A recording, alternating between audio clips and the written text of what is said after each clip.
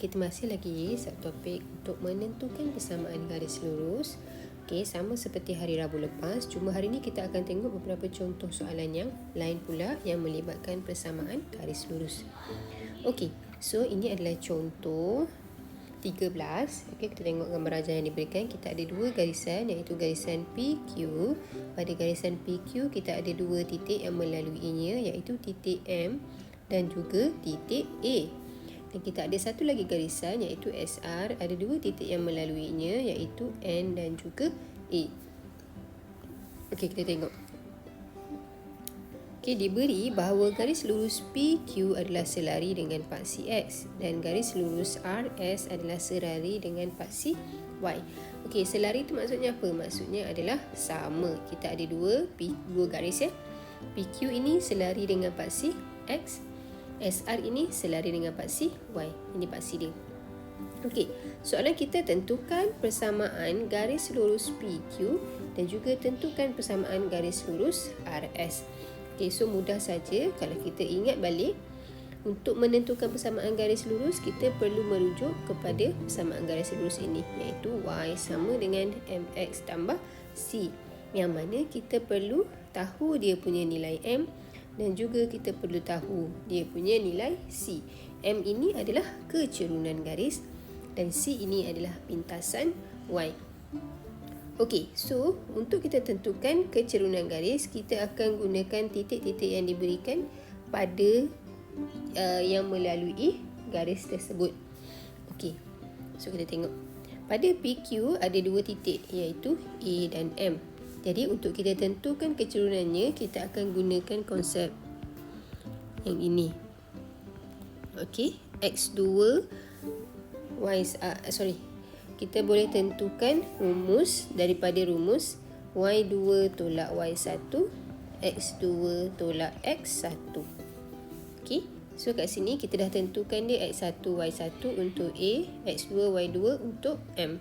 Jadi kita gantikan sahaja pada Y2 dengan Y1. Jadi 4 tolak 4 kita dapat kosong, perkan dengan 2 tolak kosong. Di sini kecerunannya adalah kosong.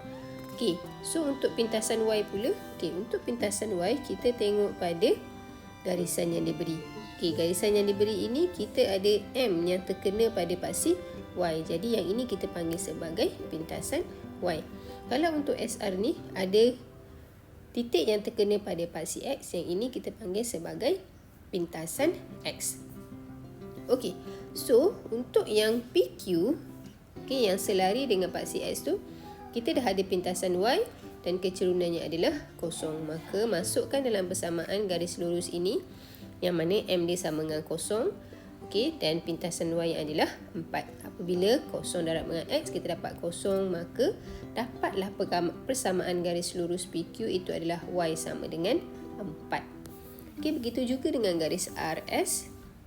Tentukan dia punya kecerunan, tetapi di sini kita dapati kecerunannya adalah tak tertakrif. Apa maksud tak tertakrif? Awak tekan pada kalkulator, kita dapat map error. Itu maksud tak tertakrif lah. Ataupun kita boleh nyatakan sebagai infinity. Dia tidak boleh dikira lagi.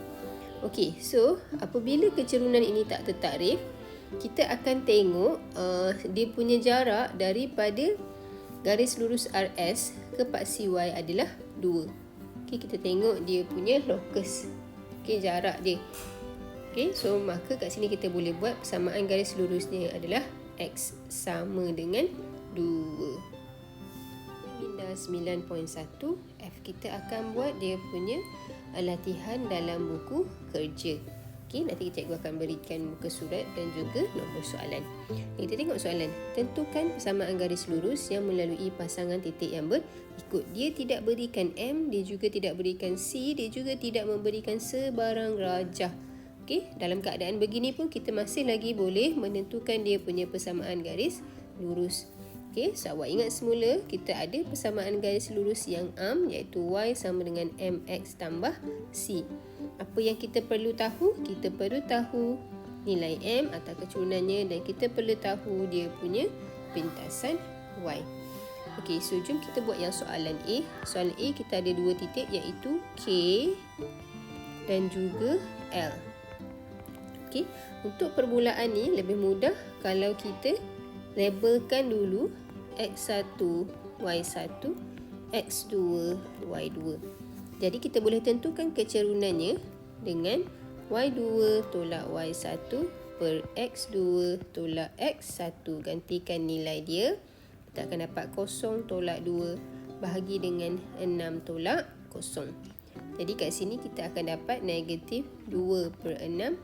Dan permudahkan dia, kita akan dapat negatif 1 per 3. Okey, kecerunannya adalah negatif 1 per 3. Okey, bila kita dah ada kecerunan, kita mahu pula cari dia punya pintasan Y ataupun C. Jadi macam mana nak cari pintasan Y ni? Okey, tuliskan dia punya persamaan garis lurus. Okey, kita dah ada M, tuliskan dia punya M, iaitu negatif 1 per 3. Dan kita ada satu titik. Kita ada dua titik, tapi hanya ambil mana-mana satu saja. Katalah kita ambil K, iaitu 02, yang mana nilai X dengan Y-nya kita akan gantikan dengan titik K ini. Jadi untuk situasi ini, Y-nya adalah 2, X-nya adalah 0 tambah dengan C. Jadi di sini kita dapati C-nya adalah bersamaan dengan 2. Jadi kita dah ada nilai M, kita dah ada nilai C. Maka masukkan dalam persamaan Y sama dengan MX tambah C ni. Kita tulis lagi semula. Okey, gantikan nilai M dengan C. Nilai M-nya adalah negatif 1 per 3 X dan C-nya adalah tambah dengan 2. Jadi ini adalah persamaan garis lurus. Okey, so apa tips ataupun langkah-langkah yang kita perlu buat untuk kita dapatkan persamaan garis lurus? Yang pertama, kita perlu ada M. Perlukan M. Dan yang kedua, kita perlukan C. Okey, dan yang ketiga, kita akan ada rujukan persamaan garis lurus bentuk arm, iaitu Y sama dengan MX tambah C. Okey, so sepanjang kita belajar tajuk ni dah banyak bentuk-bentuk soalan yang kita tengok. Okey, kalau dia tak berikan M, kita boleh tentukan dia dengan menentukan nilai M menggunakan titik-titik yang diberikan ataupun menggunakan rajah yang diberikan daripada soalan. Kita juga boleh tentukan dia punya nilai M.